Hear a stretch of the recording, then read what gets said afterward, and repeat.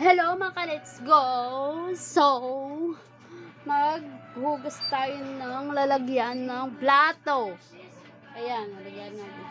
Tapos maglilinis kami dito sa likod.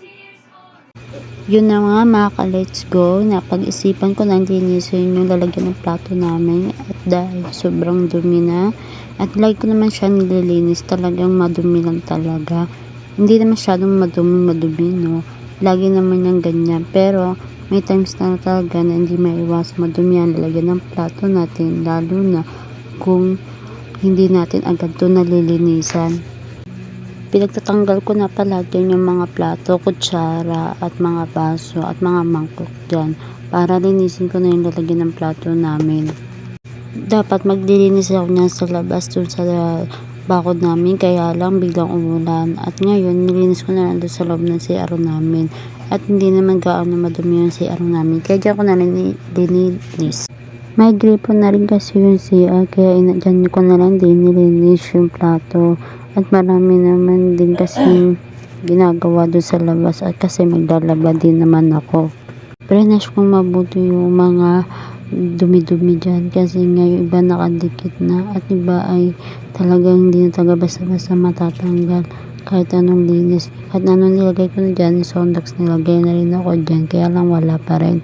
Pero pag nakita mo ay pumuti naman siya kahit papano pag nalinis na.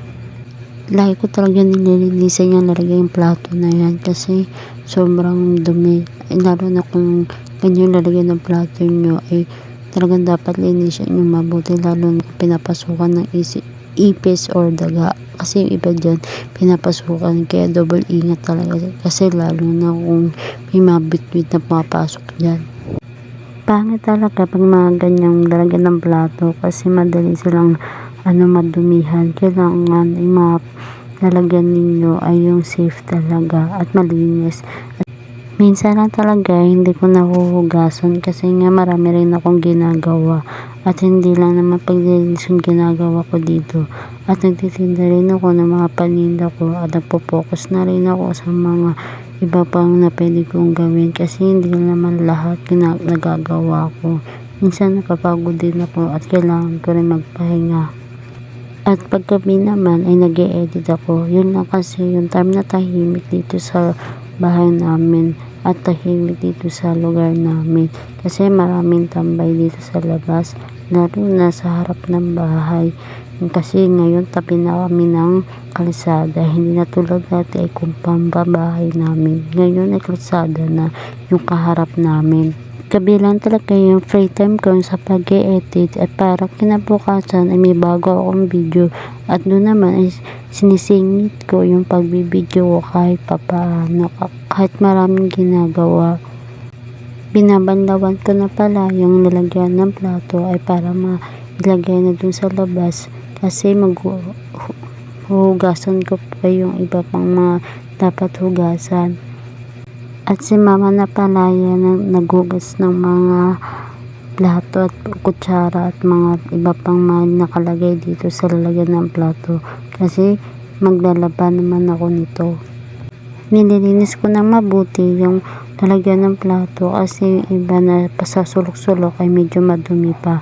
Kailangan talaga i-double check kung saan pa yung mga dumi at para hindi masyadong makita. At sinunod na pala dyan yung mga iba pang nakalagay sa lalagyan ng plato.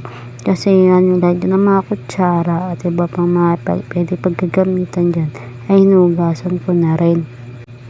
Pinasuyo ko na sa kapatid ko yung lalagyan ng plato para matulo na siya at para mamaya mailagay na yung lalagyan ng mga mangkok tong plato at pang pwede pa ilagyan kasi si mama siya naman yung maghuhugas ng plato kasi yung iba doon ay medyo madumi pa.